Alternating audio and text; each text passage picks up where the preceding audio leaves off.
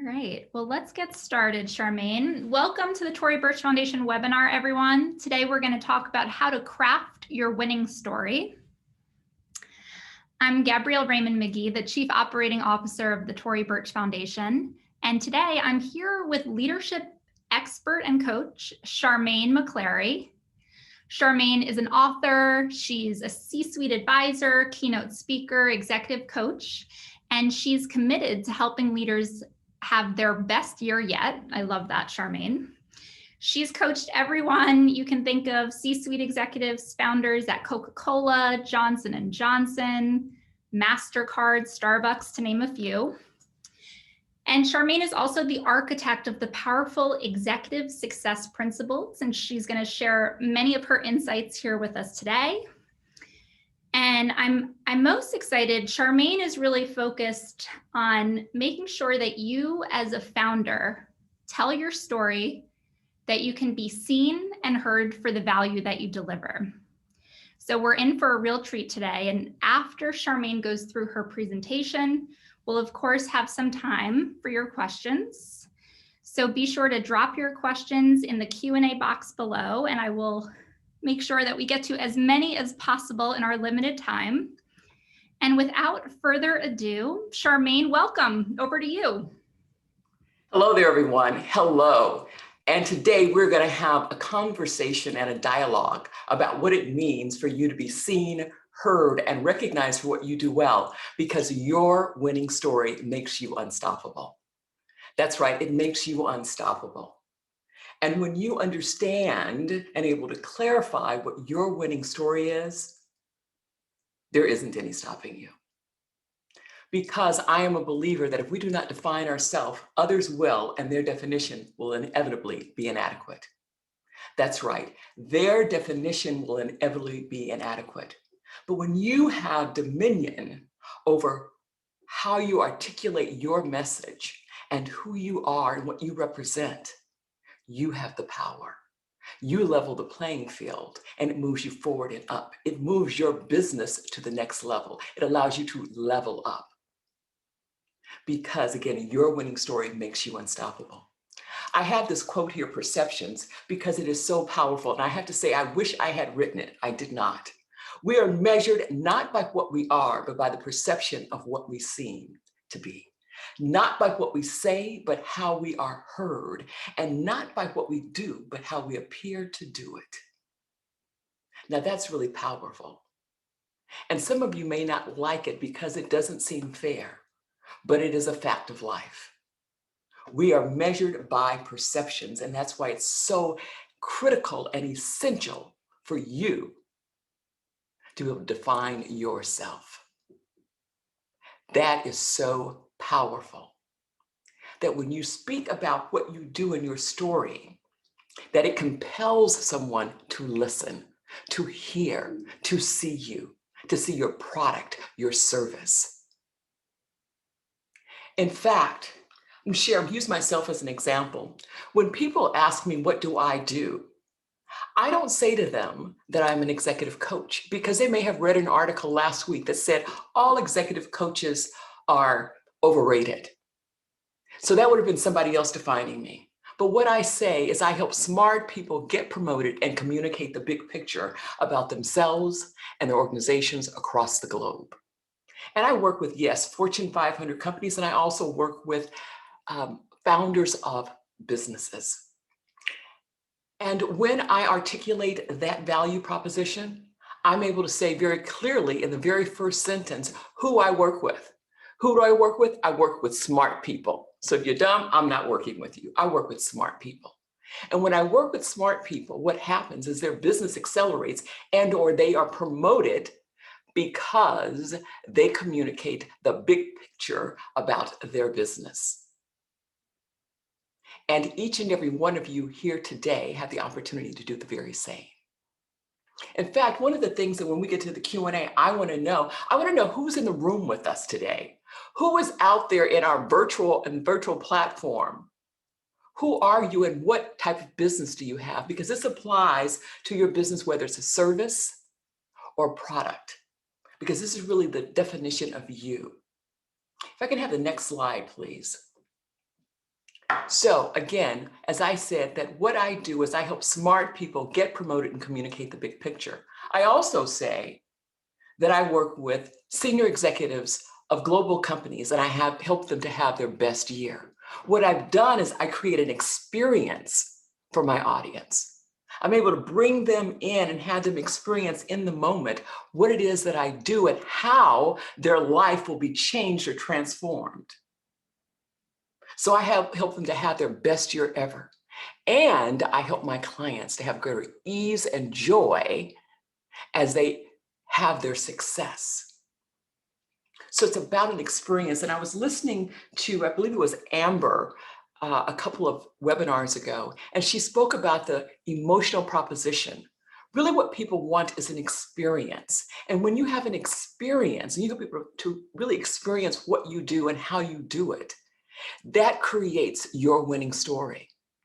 So there are 3 questions I have for you that I'm going to challenge you to answer, maybe not in this moment, but before the day is over, because these 3 questions are so powerful and really help to reveal for you and really hone and craft your winning story. The first is, what image do you have of yourself? Again, this is about self-definition. What image do you have of yourself? And the next is, what image do others have of you? That's who might be your client base. Who's your target market? What image do other people have of you? And the third, which is very telling, is what image do you want others to have of you? That really helps you to craft your narrative, because that narrative, that story is so powerful. When someone asks me, what do? I don't give them a title. So for those of you who are providing professional services, you're not an accountant. You're not providing bookkeeping services. What is the outcome of what you do? What is the value of what you bring to your client? That is the story that they want to hear. If you have a babysitting business, what you're able to do as the babysitting business is help parents to be able to enjoy their time away from their children and knowing that they are safe. You're creating an experience for someone. And so as we think about our stories, we want to think about what is the outcome of what we do when we deliver a service or a product. What does that feel like? What is that difference? That is so powerful. In fact, I'm going to share this really short story. One of my clients, when I began working with her, I asked her, what did she do? And she said, Charmaine, I am Senior Director of Sales and Marketing. And I said, that's really great. I said, but what do you really do? And she said, no, that is what I do. I said, no, that is your title. So if you think about the business that you have founded, what is the outcome of that? And as I began to dig a little bit deeper and ask her some questions, what we realized is that what she was responsible for was the fastest growing market segment of her business. Now that's very different from just giving her title, because a lot of people may have that title. And this is a true story. So really 2 days later, she is at the elevator bank of her company. And the COO walks out and he asks her for directions. And he said, what do you know, who are you? And are you new? And she said, no. And she told him that what she did was grew the fastest market segment of the business. Now, the great news is that she was invited to a reception that she likely would not have been invited to if she had not articulated her value proposition. That propelled her, because she went to this reception and one had to be a vice president or above. That shifted how she saw herself, and it shifted how her audience saw her. One of my clients is a CEO of a ed tech company. And as we began working together, he would say to me that sort of the technical aspects of what it is that he does. And I said, but at the end of the day, what happens in the world when you do what you do really well? And he said, Charmaine, he said, what we're able to do is positively affect hundreds of thousands of underserved students and shift their trajectory in terms of their future success. Now that tells me a story. That creates an image. That creates an experience to help me to understand the kind of impact his business has, as opposed to telling me that we have a technical tool that helps students find their way. That's technical. But what I want is an experience. I want an emotion. I want to be able to feel, I want to be able to experience in the room what it is that is shifting for my audience, for my client. And so again, having a very clear idea of your narrative and crafting that gives you dominion, it gives you power. Because you will be underestimated. You will definitely be underestimated, because when I say McClarie Group is different than if I were to say I'm Charles Schwab. Everyone knows that company around the world. So they can just say Chuck's name and it works. But for me, as a business owner, I want to really create the experience the very first time out of the box with that potential client or the relationships that I'm creating. So I want you to answer these 3 questions. Again, what image do you have of yourself? And I want you to be really honest. And what image do others have of you? And some of you might ask, how do I know what image do others have of me? And one of the ways is simply to ask, because people want to share with you what they think. And people will tell you what they want if we only ask. So what image do others have of you? Thinking about the product or the service that you provide, what image is conjured in people's minds when they think of you? And if it is not congruent with the image you want others to have of you, you want to make sure that you create a strategy to bridge that gap. And when you think about the image you want others to have of you, you want to show up like that every single day, big, bad, and bold. Not apologizing for who you are, but speaking very boldly about who you are, what you do, and what this experience is going to be for your clients. When I began my business some umpteen years ago, if I had come out the box, we weren't even called executive coaches, and you all know that there are, say, the International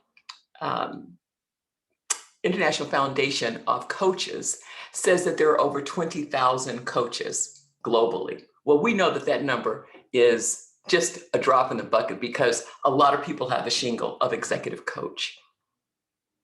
Now, one could say that I might be intimidated by those numbers, but in fact, I welcome it because I believe that when we define how we bring our service or our product to the world, it differentiates us. And yes, there are lots of executive coaches, but the other executive coaches don't do it the way that I do it, don't do it how I do it, and the clients don't have the same experience.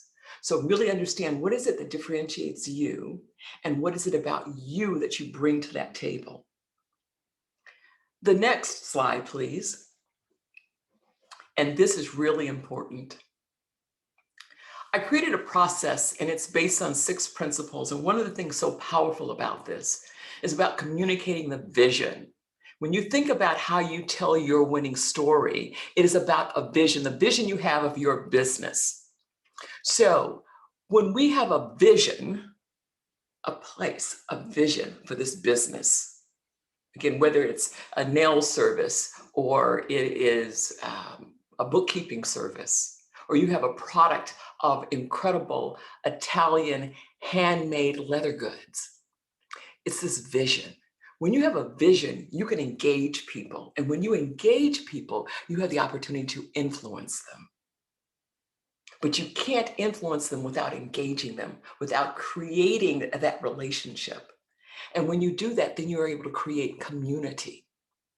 And I believe it is Anna Flores who spoke a couple months ago about converting your customers to community. And when you have community, then you can have transformation. Then you can transform the experience and you can transform your business. So you want to communicate the vision, thinking about if life were the way that you wanted it to be, who would your clients be?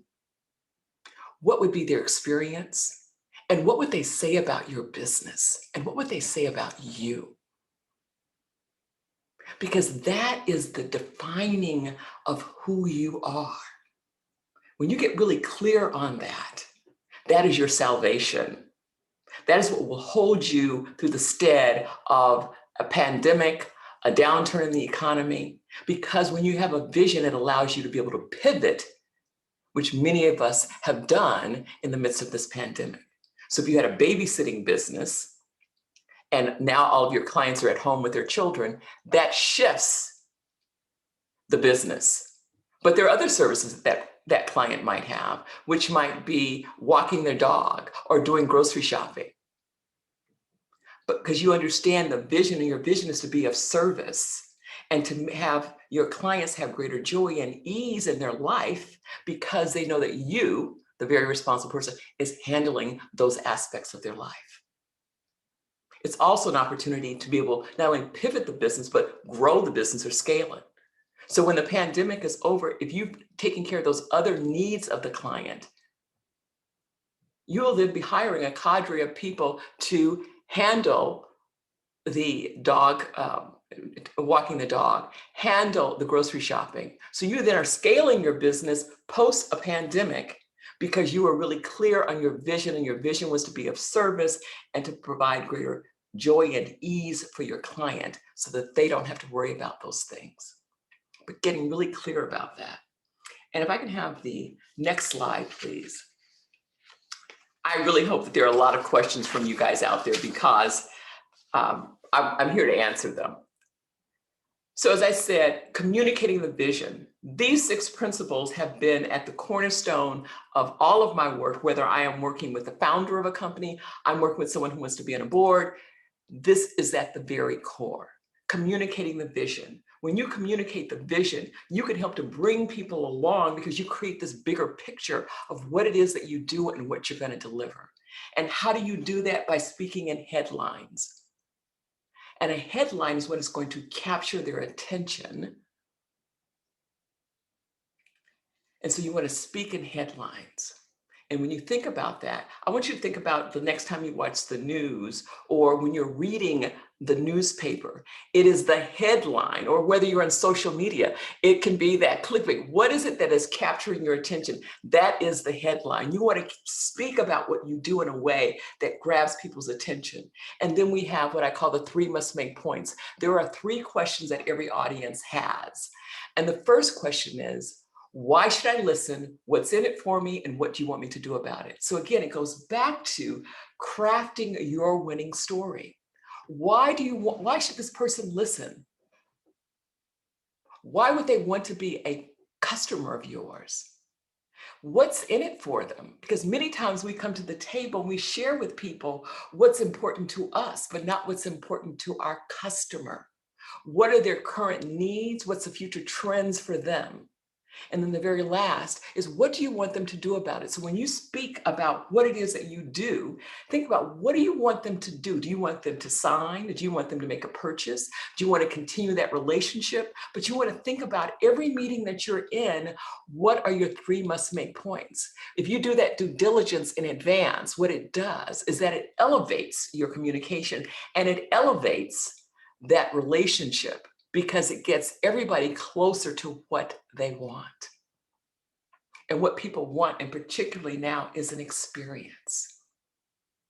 If you just tell me that you're selling a pair of sandals, so if someone were to ask me right now, I have on my feet, which are a pair of sandals, and these sandals are from Greece, and they are handmade of beautiful leather, I would describe it as a way in which that person is able to experience what it would be like to wear the sandal if I were selling sandals. So I want you to think about your business in terms of, again, what is in it for your audience, and creating witnesses. Creating witnesses is so important. And what that means is that I say hard work without a witness is simply hard work. So there have been many persons that have provided webinars here for Tory Burch. They have created witnesses not only with the audience, but they have created relationships with people in this community because that they're able to piggyback on. So creating witnesses means that you're developing advocates and allies and potential partners that can help to support your business. So you think about, what do you do and what might be a relationship or another business that would be helpful to yours? How can you guys complement each other? And it's not just what's helpful to yours, but how can you be of service? Because being of service is reciprocal. And the fifth is, don't audition for the part. You know that you're the owner of the business and act like the owner. Know that your product and or service is brilliant. And if it isn't, you got to figure out why so that it can be brilliant for your audience. And you want to come to the table with a level of confidence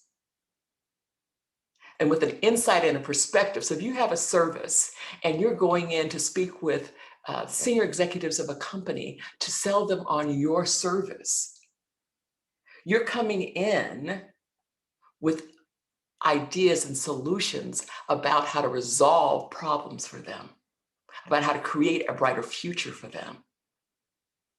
And so you don't come to the table asking for permission to be at the table. You are coming to the table, owning it, and sharing what it is that you have that is going to make a difference in their business. And the very last one, which is the embody your message, number 6, is making sure that you're walking, talking, and acting the part. Every single time that you're in front of a client or potential client, what does your social media say about you? When you speak about your business, how do you articulate that message? Are you looking the part? Because when I was introduced by Gabby, if I was introduced and I started by saying to you first, good morning, hello, I'm really excited and happy to be here and to share some things with you. You would hit your click button at end and leave the meeting, leave this virtual world, because you want to ensure that the person is embodying what it is that they're saying, is congruent. These are all really essential principles about how to leverage your business and how to leverage what you bring to the table, because I'm a believer that lived experience is a competitive advantage. So everything about your life has brought you to this point. And thinking about what it is that you do and how you do it, how does it make you unique? And when I was reading in my meditation this morning, someone said that your salvation is understanding who you are, what you represent, what you stand for. That's a part of the winning story. The winning story is you and how you communicate about your business. And many of you have leveraged this time that we're in, this pandemic, to really propel your business forward. And I always believe in coming to the table with a sense of gratitude for where you are, even if it doesn't look great. But when you think about where you want to be, if that is your visualization, that allows you to have something to work for, work toward. But honing your story, particularly when you are in a challenging time like we are right now, being really clear about your story is essential. It is critical to your survival because it allows you to have dimension. It allows you to have dominion. It allows you to have real power when you can speak from that place. When you can speak from the place of where you're going to take the business, where you're going to take that client, what is that experience that they're going to have when they're in the room with you. That is so important. And I know that you have lots of questions because I can see here that there are plenty of Q&A. And so what I'd love to do is really begin to open it up to those questions, Gabby. But I really want everyone to understand that your winning story is about creating the conversation and the dialogue with your potential audience or your existing audience. It is not a one-stop. That one encounter is just the beginning of that relationship. And as you hone it and ask your clients, what do they want? What do they need? It allows you to really level up what it is that you do and how you bring it to them. But it is powerful, and it is powerful beyond measure.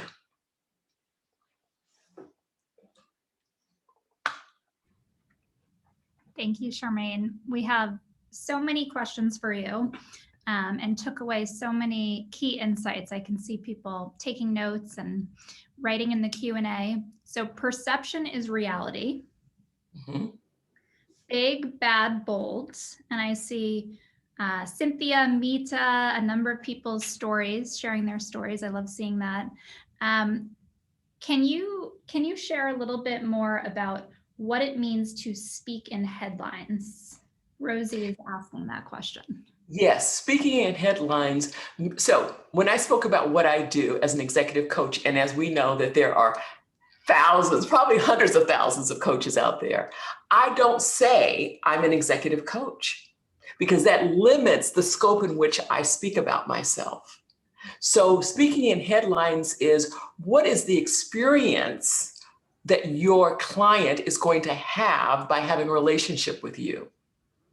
And you want to begin to speak to that. So I'm curious if any person who's in the audience can say what they do, and I will actually help them to craft that in this moment. Charmaine, we have many people chomping at the bit for this. So let me pull a few stories for you. Because one of the things I said in the beginning is I want this to be a dialogue and a conversation. I'm not the talking head. I want to really be able to help you so that when you leave here, you really are able to put this into action. So here's Cynthia sharing her story. She says, Mm-hmm. I'm Cynthia Washington. I'm Madam President. She provides her Instagram handle, and I inspire minorities, veterans, and women to become entrepreneurs and government contractors. And I provide economic empowerment to these communities by ensuring they have all of the tools and resources necessary to be successful. I use my 24-year relationship in government and corporate to present and create diversity in these entities and solve real-world problems in diversity and inclusion around the world. Okay, Cynthia, that's big and that's a lot. And so one of the things that's important is that our headlines, we're going to have a number of headlines because you have different types of audiences, and you want it to be succinct because you don't want someone to have to give you CPR halfway through. So one of the things that you said that you do is that you empower veterans and people of color to have a different future, to have a future of success. And you do that by empowering them to have government contracts so that they can provide our government with different services. Now I'm just short circuiting this, but you want to break that up. So what you said is that you provide economic empowerment to women and veterans so that they have a different life and that they're able to help the government have providers that look like them. So what I want you to think about is what's the benefit for the people, the veterans and the people of color, minorities, what's the benefit for them as well? Like what's the benefit that they're going to provide that audience? And again, you have economic empowerment. So you want to be able to say it in basically 2 sentences.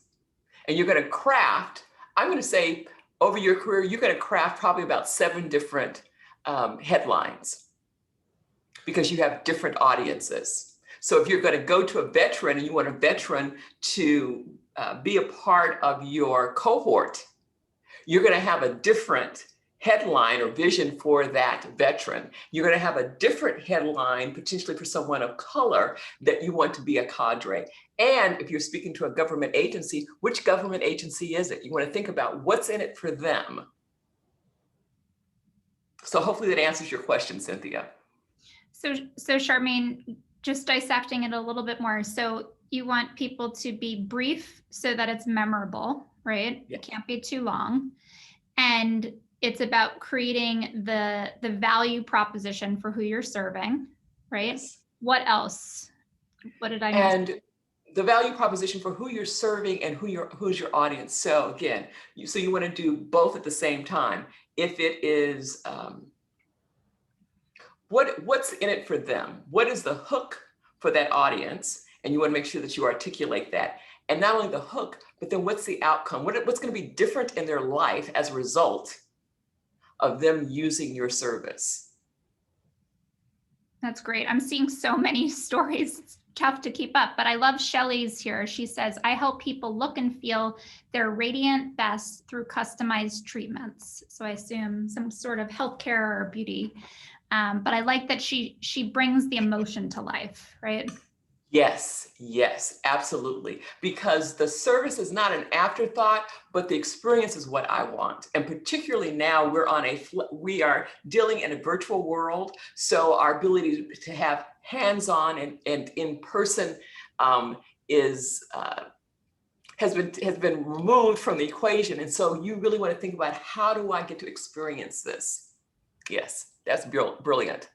Love it. So Jess is asking if you can hone in a little bit more on the 3 must-make points and explain Yes. that. That was an important 3 lesson. must-make points. I'll tell you, if you remember, there are 2 things I want you to remember: communicating the vision and 3 must-make points. 3 must-make points. Why should I listen? Meaning, why should your audience listen? And that is a really important question. 2, what's in it for your audience? And 3, what do you want them to do about it?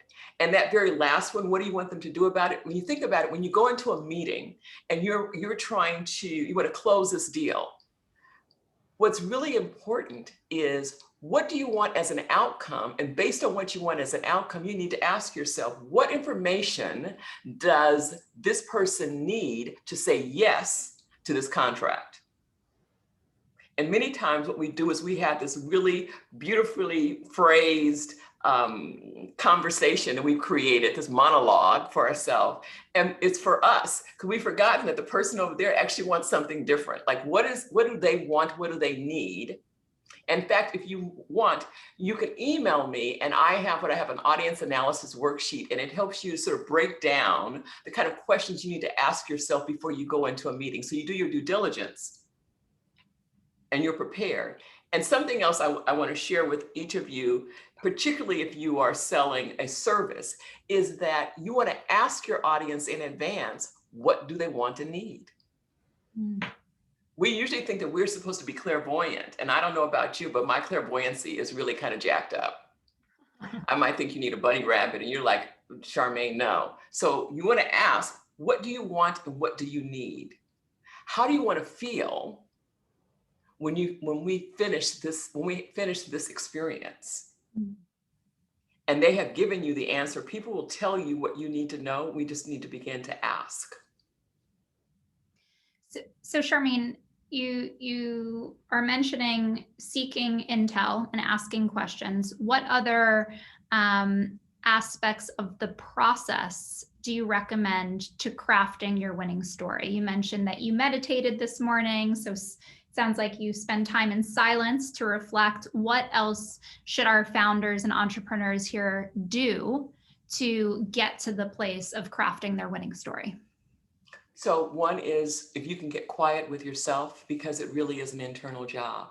The second is going to be just the opposite. It's external. One of the things that I do every 3 years is I do a 360-degree feedback to my clients about me. I ask them, where am I strong? What's my opportunity area? And what's the one thing I could do to shift my business and add greater value right now? So we want to ask people, what is it that, how are we doing? What can we do different, if anything? And what are 1 to 3 adjectives that would describe us? And so we take this information, and it's really great information. And what you want to have is, you also want to have critics as a part of your feedback, or you can do a focus group. You want to have critics in there. If everybody is telling you everything is great and blowing smoke, you have not gotten the 411. You have not gotten what you really need. So those are 2 components. Internal, it's a inward, and then you also want to go to the external and get that feedback. And diversify who you're asking, right? Yes, absolutely, absolutely. Um, Let me just say this, if I can, Gab, is that, for example, if you are going to provide a particular service or product, you want to find out not only what the decision maker thinks, but who is the person who's actually going to experience your product or service. mhm. Those are two different audiences, and you want to have that information enveloped in your presentation. Mhm. Different stakeholders, right? Very different stakeholders. Marcus is asking if you can share a little bit more about the power of using positive language. Do you suggest staying away from negatives like but, not, etc.? Do you have a take on that as far as? I do. Yeah. I very definitely do. I'm excited. But means accept that. So if you can remove the but out of your vocabulary, that would be wonderful. You want to think in terms of positives, and that does not mean that you shy away from saying what is real or true. And I think that that's where we can get confused, is that you want to be positive, but you also want to be very, no one likes to purchase anything from you, and what they have been given is absolutely different. So you want to say, yes, I provide X. If you want Y, let me share what the benefits of this will be, but it will not be that. Like you need to be really clear on what that is. So make sure that you're delivering what you're articulating. Say you're delivering. Yes, exactly. Exactly. And it's what the person wants. So Robin is asking, what do you do when your perception of yourself doesn't exactly align with the perception of what others have for you? And how do you correct that or align it properly? Okay, so that's a really important, what is the person's name? Robin. Robin, that's a really important question. If the image you have of yourself is not aligned with what other people see, first, the image you want to think about is what do you have of yourself? And the reason I say that is because we have an opportunity to really shift how we see ourselves in the world. My former client who saw herself as this senior director, when she began to really look at what the value she brought to the table, she shifted how she saw herself and therefore shifted how other people saw her. One of her objectives was to be on a jet with the CEO of her client going to the Kentucky Derby, wearing a big floppy hat. She did that because she shifted how she saw herself, and she was invited to things that she wouldn't have been. She now runs a leadership institute of her own that Fortune 500 companies are clamoring to be a part of, because she shifted how she saw herself. She really began to understand what was the value proposition, and she held herself accountable to being able to show up like that. So then when you look at how do other people see you, what is the disconnect between how they see you and how you see yourself? You want to be clear on that, because if it is what I would say is personal and not based on the actual value you bring to the table, then you want to ask more questions about that. If somebody says, a client of mine, they said, we'd love to have you as the CEO of this is a mid-sized business, of this business, but the person was under 40. And he was like, well, I'm not going to, he'd say, I won't be 40. I'm not 40, and I'm not going to be 40 for a while. So if that is really important to you, let's talk about what you really want in your CEO, and really get clarity on what it is that someone says you're either not bringing to the table or they want different. And sometimes what we decide is that that's not the client we want, and that's not the place where we want to be. Because I can tell people, I know who I am, and I'm not for everybody, and I know that. And I'm okay with that. So you can't be someone else. If someone says to me, I used to have really long hair. I used to call it Dallas newscaster hair, really long, big hair, and wore it back in a chignon. And people would say, God, Charmaine, you're so austere. I just, it's really, and I thought, God, I would speak to a poodle. How could anybody say I'm austere? And what I found is that the look on my face was really stern. So the look on my face was not congruent with how I thought I was showing up in the world. So I do also mirror work. Look at yourself. And then once you identify how you want to show up, is that what you see? And is that what people are seeing? Because that is powerful. You want to be able to own who you are and look in the mirror and tell yourself how fabulous you are. In fact, there's one little thing I'm going to ask people to do, and it's amazing. You know, when you're going to give a presentation or you're going to go and you're going to close this business, so I really want this sale, and you ask people to hold you in light or send me positive thoughts because I'm really nervous about this. And we have so much faith in that, what that person can see in us, which is really wonderful. But the most powerful thing you can do for yourself is to call your voicemail and leave yourself a voicemail message about how extraordinary you are. Because when you hear it in your voice, when you pick up the phone and you hear your voice, when you check your voicemail and you hear in your words how incredible you are, how incredible your service is, your product, how kick-ass you are, there's nothing like it. Because you're affirming yourself, which is the most powerful person to affirm you. Because the most empowering thing you can do is be powerful. Charmaine, there are so many brilliant nuggets there, such rich content, and a lot of follow-up questions. So mirror work is critical, believing in yourself, getting clarity. We've had a number of folks on our webinars talk about the importance of knowing your audience and recognizing that everyone is not your audience, right? So getting very specific and clear on who your clients are. And I love the example that you gave of someone who was under the age of 40 and getting clear on what the person was actually searching for in CEO. And that goes back to your point of not auditioning for the role, right? Which we're all used to doing and need to get away from that. Do you have any other tips on how to make sure you're not auditioning for the role as a founder and owner of a business? So this is a granular, but it's powerful, and it was helpful for me in my business early on. One of the things I think that we can do as founders and owners of businesses is underestimate ourselves.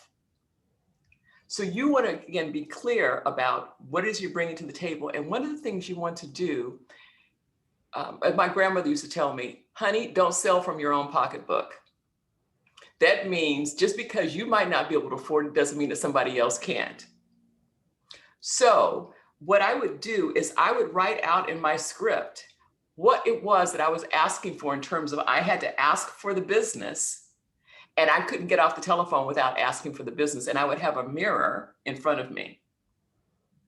Because what people hear is what you're looking at. So if I'm in major pissosity, what you're going to hear on the phone is pissosity. So you want to get clear on what are you showing the world? And is it really congruent with what's here, what's in your heart? But you want to believe in yourself. I love it. So let's talk about the editing process of crafting your own story. A number of our entrepreneurs are saying, if you have so many different aspects of your business or your origin story, how do you edit down and design a story that is repeatable, easy to remember, and clear on the essential aspects? Do you have any points on editing? Yes, I do. So I do, and it is called practice. That's not what anybody wanted to hear, but it's called practice. You know, Lady Gaga says we're born that way. No, it's called practice. You have to practice it. Every successful business person that I know has practiced, because you don't wake up in the morning and go, oh, got this down, started my business yesterday, and hey, I'm going to close it now. It's practice, and it's honing that and asking people to be critical audience. You could even go to existing clients and say, you know, I'm really shifting how I speak about what I do. And I'd love to hear from you what you think, again, is really strong about this business. And I want to share with you my new storyline and give me feedback. So you want to ask people for that feedback. Very, very important. So as far as asking for feedback, there's a fine balance, right, of asking for feedback and also being very true to who you are. And one of our entrepreneurs is asking about this balance. So how do you suggest, Charmaine, staying true to yourself and not getting too caught up in other people's judgments, but being open to feedback?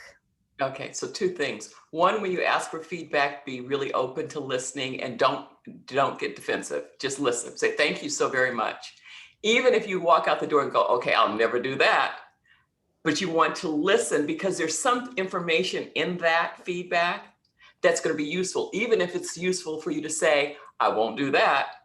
So that's one thing. And then the other is, in your gut, when what you're saying is shortchanging what you do and not speaking the truth.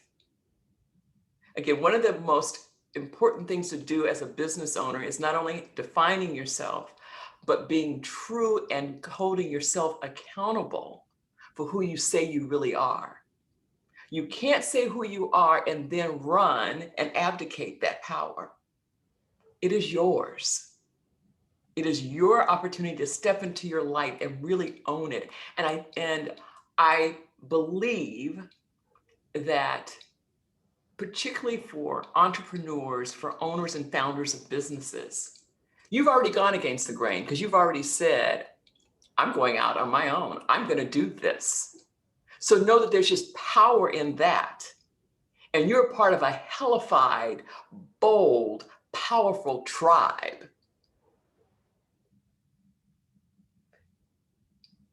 And enjoy that, enjoy it. So you mentioned your own experience, right? And really connecting with who you are as a person, whether that be where you grew up, what you studied, how you came about launching your small business. We have a question here about how to make sure that your story stands out. This entrepreneur feels they're in a saturated or popular industry or market, and she's finding it difficult to really stand out from her competition. So can you talk to us a little bit more about that personal experience and that each person has their own DNA and how to really lean into that and tell that story in a powerful way? Okay, so one of the things I think is when we are looking at the playing field of our quote unquote, I don't even like to call it competition, but other people who do what they think we do. When you have that, everyone has a story, but there's something about what you bring that is really different. And I think that many times we forget that lived experience is a competitive advantage. There is something about how you do it that is different. And so you want to ask your clients. One of the things that I do when I'm working with someone is I will ask this corporation and the founder, I will say to them, I'll ask them, why did you phone me? What one reason did you phone me? And they'll tell me. And I would also in the same vein ask, is there any one thing that would stop you from saying yes? People are going to tell you what you need to know. And since you already went to that person for business, clearly that's somebody you might want to listen to. But really getting clear about what it is that you bring, because the thing that you thought you brought, everybody else might have it. But there's something about your experience, about the way you've lived your life, about where you come from, and that the value proposition, it is the two sentences, but it's about your entire story. And so that story gets incorporated in that conversation, in that relationship, because it's about a relationship. It is not about a transaction, because if you're in your business for a transaction, you won't be in business very long. Transactions are fleeting. Relationships, those have scale, those are long, those are deep, those are broad.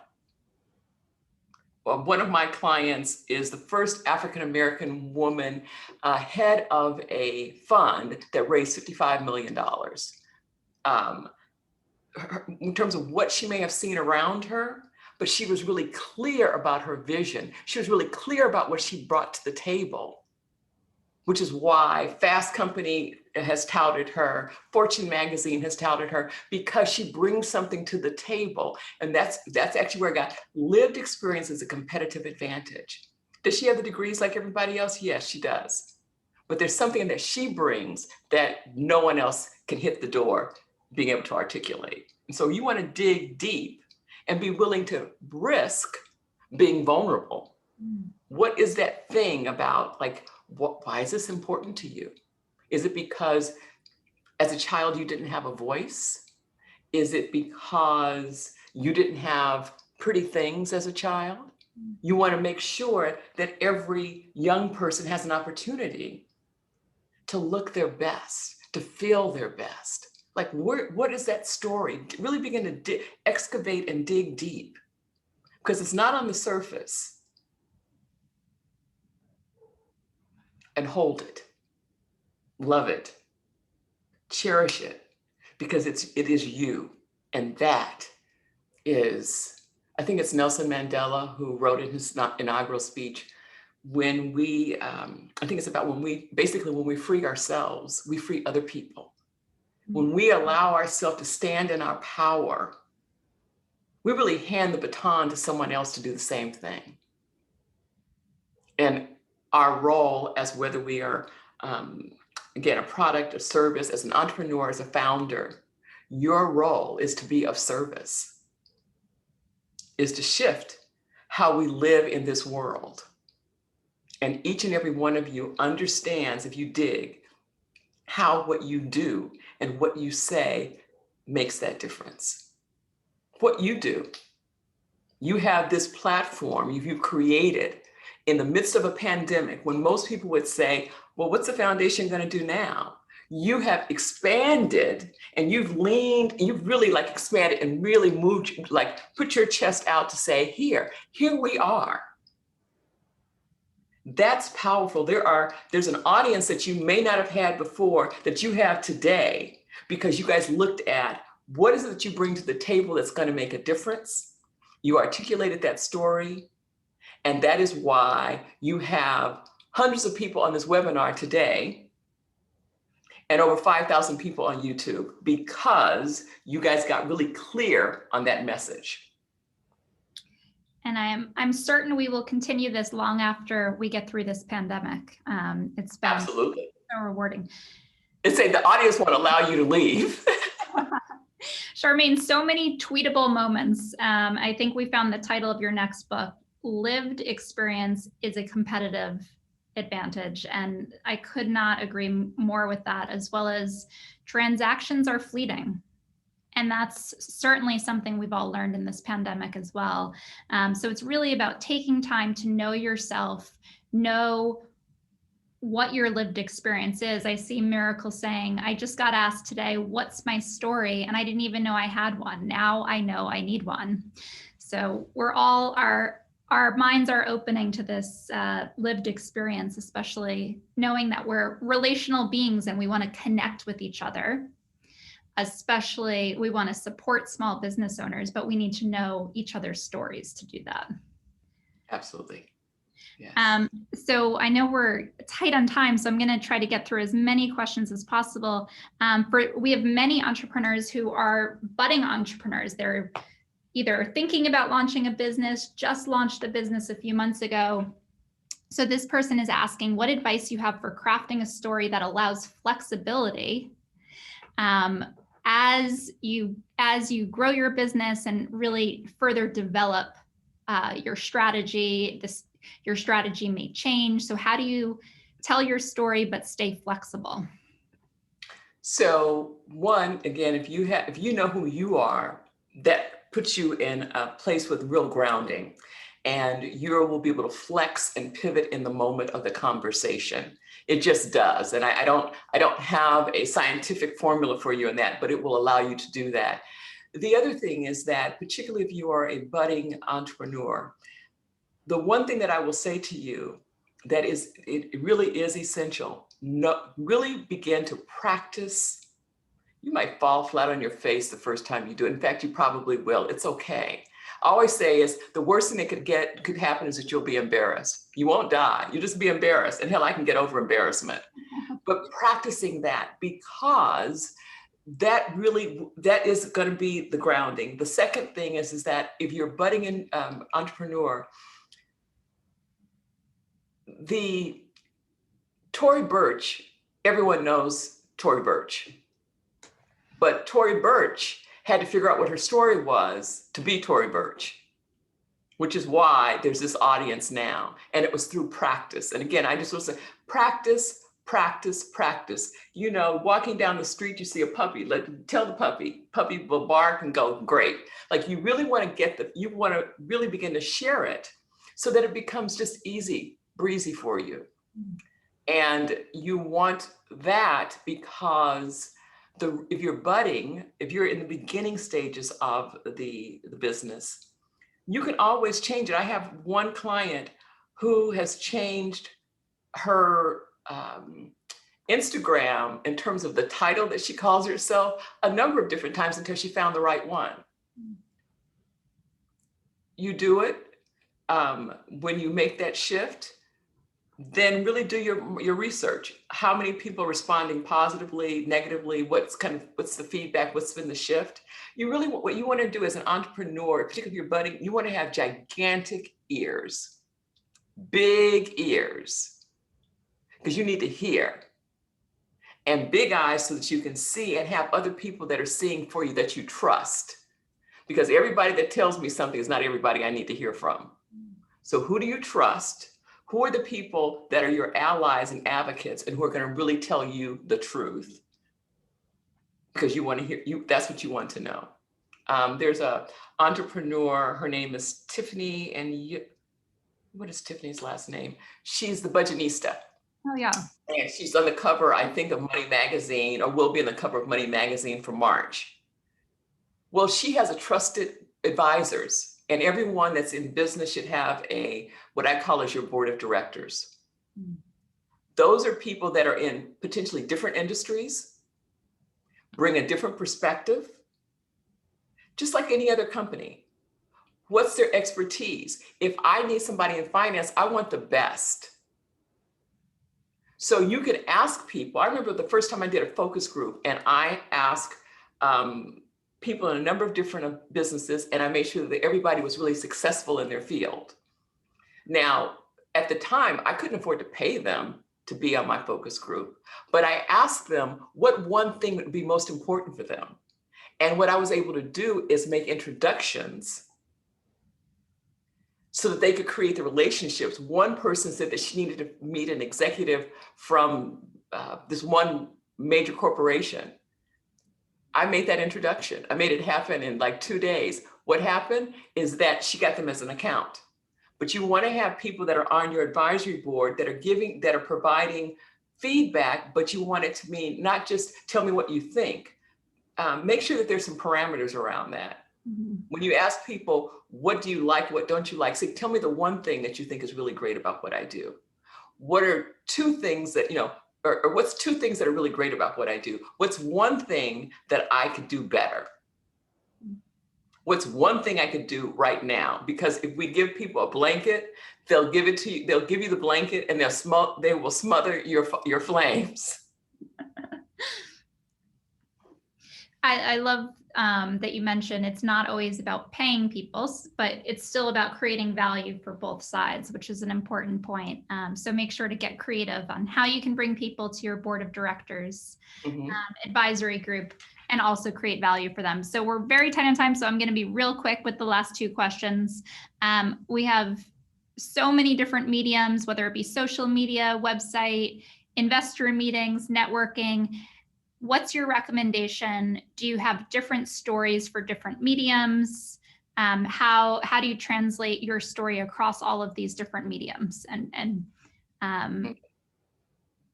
That's important. And I think it was Amber who spoke about branding, which would be a really great resource for you to watch her video for the webinar. But the other thing I would say is that you want to, again, you need to be clear on what's your main vision.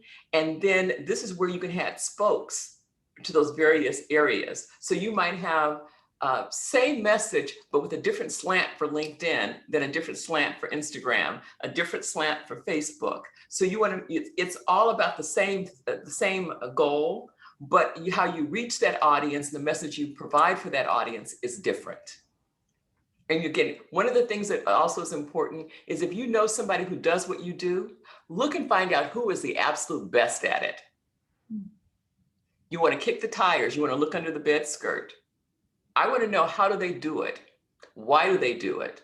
Because I want to know what best in class looks like, because I'm being best in class. So I want to know, what's that goal and that objective? If you're starting the business today, where do you want to be in a year, and who is doing it, and who's doing it really well?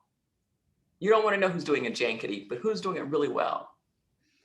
And Charmaine, my final question before we get to how to stay in touch with you, in this pandemic world where we're all on Zoom, we're on video calls, what advice do you have for our entrepreneurs for leveraging this time and continuing to tell their story, networking, despite being at home or in a limited space or limited time in our history? How can we really make the most of this? So people want connection, and you know that. So how do you, again, begin to craft the story for that opportunity? If you're in really cramped quarters, there's virtual backgrounds. There are a number of ways in which you can make it work for you in the moment. And it's easy to fall through the cracks in the midst of something like this. It's also easy to be able to reach people, because where are they? They're at home. So you have a captive audience, and do the outreach. And if somebody says no, so what? I think the thing as an entrepreneur, you've got to have thick skin. It's not personal. It's only business. It becomes personal when I have a relationship with you. So I would say do outreach, identify a market, test that market out. You can test that market out now, where you might not be able to test that market out once we're out of the pandemic. Give presentations, look at what are the resources that are available to you today and how you can reach an audience. What do you have to offer? One of my clients, what she's done is she does cooking. And so she's a lifestyle person. And so what she's done is that she's gone to work with a food bank. And what she does is she prepares videos about how to use the food every week in that bag from the food bank. She's been asked now to be on 5 shows, 5 national shows. She was being of service. She saw an opportunity. She saw a way to be of service, and that has catapulted the business. There's a lot of upside and a lot to test in this pandemic. My business grew in the downturn of 2008, and my business grew in this pandemic. So it is possible for you to have more business than you had before. Well, Charmaine, this has been incredible. Thank you so much. I know you wanted everyone to take a few action steps. So remind us, what's our homework? Homework, perceptions, reality. Answer those 3 questions. You want to get really clear on that. 2, you want to practice that. So by next Friday, you will have had an opportunity to practice it in front of at least 5 people. Your dog is not included, or your cat. 5 people. And the next thing I want you to do is I want you to leave yourself a voicemail message about how stupendous you are. You want to hear that in your own voice. And the next thing, which is really the most important, is believe in yourself. It begins and ends with you. And don't You can be in fear and walk anyway. There's a book, Feel the Fear and Do It Anyway. It was written eons ago. You can be in fear, but take the step, because there's one thing that's so important. I remember right before I started my business, I thought, my niece was born. I said, I will be ashamed of myself if I die and I don't take the leap. I'm leaving this, when I leave this earth, I will have used up every damn second that I have, even if the second is about being quiet. But you want to make sure that you are stepping out, believing in yourself, and leaving your mark, because someone's watching, someone's listening. So powerful, Charmaine. Thank you for spending so much time with us today and giving us such great advice and action steps. And I know everyone wants to stay in touch with you. How best can they do that? So there is one slide at the very end that will provide that information. Charmaine at McClarieGroup.com. You can go to my website. And then also I have a gift for you. I have my audiobook, which is the Executive Success Principles, How to Be Seen, Heard, and Remembered. And what you can do is you have a discount, and it is Tory 2021. I think you guys will provide that in the follow-up. And that's how you can stay in touch with me. I know that you all have a winning story. I want to hear it. I want to hear how you've been able to shift your business in the midst of this incredible opportunity. I want to hear about your success. So don't be a stranger. Let me hear from you.